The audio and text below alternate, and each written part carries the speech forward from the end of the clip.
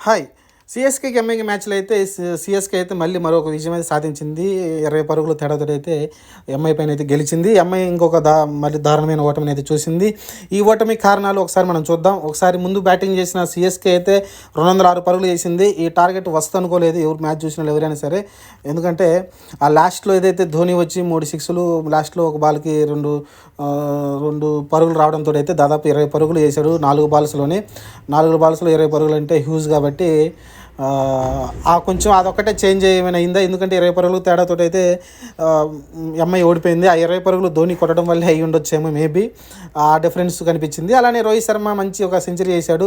Century చేసినప్పటికీ మ్యాచ్లో అయితే గెలవలేకపోయింది. కారణం ఏంటంటే ఏదైతే మిడిల్ ఓవర్స్లో మంచిగా ఆడినప్పటికీ లాస్ట్లో 17, 18, 15, 14, 16 ఓవర్లు ఏదైతే ఉన్నాయో అక్కడ మంచిగా అయితే వాళ్ళు బౌలింగ్ వేయడం చూసాం. సిఎస్కే టీం అయితే చాలా బాగా వేశారు అక్కడైతే. దాని ద్వారా అయితే వాళ్ళు అయితే పరుగులు రాబట్టలేకపోయారు. చాలా ప్రెజర్లో ఉన్నాడు రోహిత్ శర్మ కూడా. ఎందుకంటే వికెట్లు అయితే పడతా ఉన్నాయి. ఒక పక్కన హార్దిక్ పాండే వికెట్ పడిపోయింది. ఆ తర్వాత టీమ్ డేవిడ్ పడుతూనే ఉన్నాడు. షపర్డ్ వికెట్ పడిపోయింది. ఆ టైంలో ఒక పక్కన వికెట్లు పడతా ఉన్నాయి.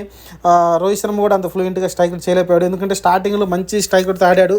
లాస్ట్కి వచ్చేసరికి 166కే వచ్చింది. అది నాకు కనీసం 200 పైన ఉండాల్సింది. ఎందుకంటే రోహిత్ శర్మ ఎప్పుడు సెంచరీ చేసినా కనీసం 180, 190 ఆ మధ్యలో ఉంటుంది స్ట్రైక్ రేటు. కానీ ఈసారి చూస్తే 166 ఉంది. స్టార్టింగ్లో బాగుంది స్ట్రైక్ రేటు.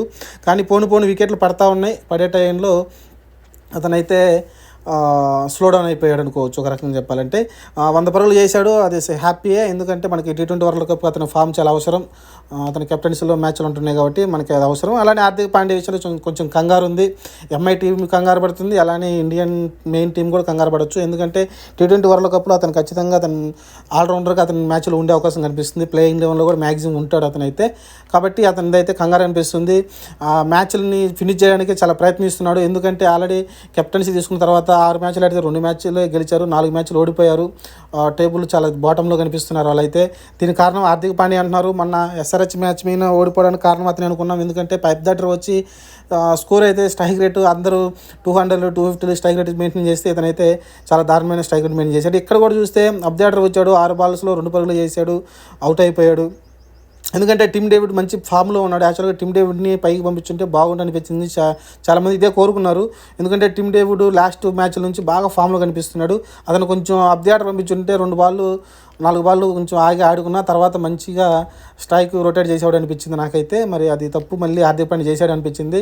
హార్దిక్ పాండ్యా మైండ్లో ఒక రన్ అవుతున్నట్టు కనిపిస్తుంది. ఎందుకంటే మ్యాచ్ని వెళ్ళి నేను ఫినిష్ చేస్తే ఏదైతే ఈ రోహిత్ శర్మ కెప్టెన్సీ వివాదం ఏదైతే నడుస్తుందో అది సమస్య పోతుంది. అలానే మ్యాచ్లు ఏదైతే కంటిన్యూషన్ ఓడిపోతున్నారో అది సమస్య పోతుంది అనుకున్నారు. కానీ మళ్ళీ అది మళ్ళీ రిపీట్ అవుతూనే ఉంది. అతను అబ్దేవాడు రావడము, అతను పరుగులు చేయకపోవడము, లేకుంటే బాల్ ఎక్కువ తీసుకోవడము, స్ట్రైక్ సరిగ్గా లేకపోవడము, లేకుంటే త్వరగా అవుట్ అయిపోవడం ఏదో ఒకటి జరుగుతూ ఉంది. అతనికైతే బ్యాడ్ టైం అయితే కొంచెం గట్టిగా నడుస్తుంది హార్దిక్ పాండ్యాకి అయితే. మరి గుడ్ టైం ఎప్పుడు వస్తుందో చెప్పలేము. కానీ ప్రస్తుతానికైతే బ్యాడ్ టైం చాలా దారుణంగా అతనికైతే నడుస్తూ ఉంది. విమర్శలు ఇంకా పెరుగుతున్నాయి తప్ప అతని మీద తగ్గట్లేదు. నిన్న ఈ మ్యాచ్ని గెలిపించుంటే, ఎందుకంటే అబ్దాటర్ వచ్చాడు కాబట్టి మ్యాచ్ని గెలిపించుంటే కొంచెం విమర్శలు తగ్గాయేమో. కానీ మళ్ళీ విమర్శలు అయితే ఎదుర్కోవాల్సిన పరిస్థితి అయితే అతనికి కనిపిస్తుంది.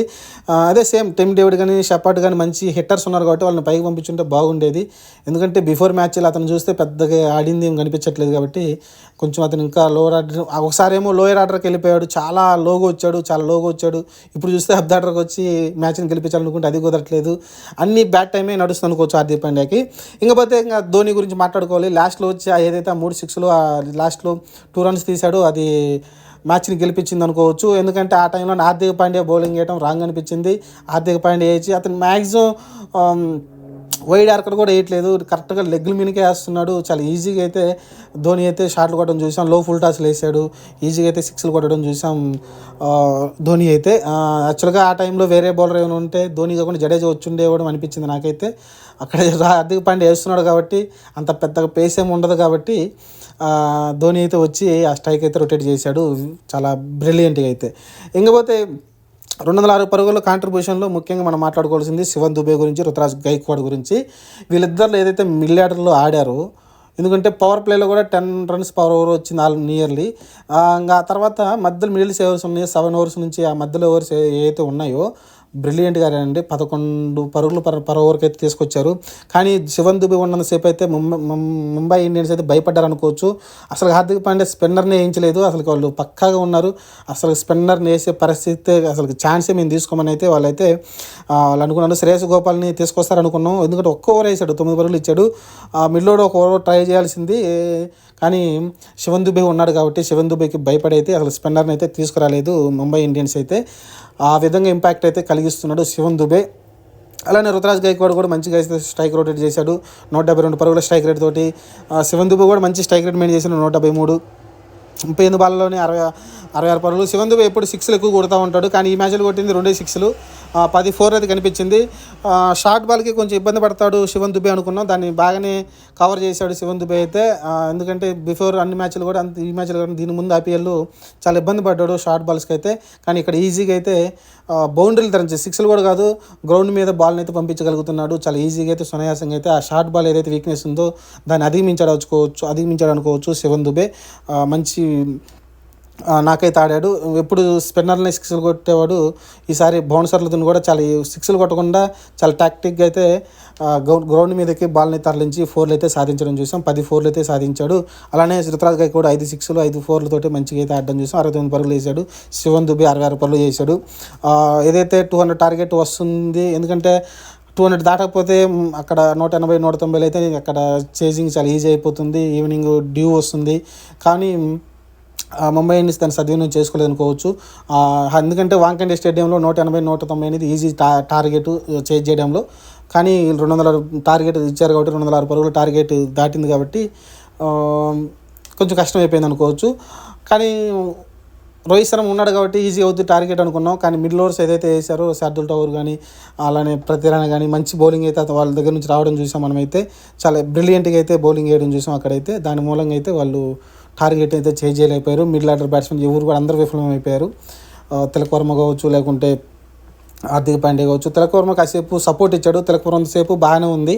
కానీ తిలక్ వర్మ ఎప్పుడైతే అవుట్ అయ్యాడో కొలాప్స్ అయిపోయింది టీం అంతా కూడా. ఇంకా తర్వాత షెపర్డ్, టీమ్ డేవిడ్ ఎవరు కూడా ఆడలేదు. ఇంకా తర్వాత మిడిల్ ఆర్డర్లో ఏదైతే సూర్యకుమార్ ఏదో డక్అవుట్ అయ్యాడో అది కూడా కొంచెం ఇంపాక్ట్ కలిగించింది. ఎందుకంటే 206 పరుగుల టార్గెట్లో కొంచెం మంచి ఒక 200 స్ట్రైక్ రేట్ పైన ఆడేవాళ్ళు ఉండాల్సింది బ్యాట్స్మెన్స్. అక్కడ కొంచెం ఒక మంచి ఇచ్చిపోవాల్సింది, 30లు 40లు చేసి ఉండాల్సింది. కానీ ఊరి నుంచి రాలేదు.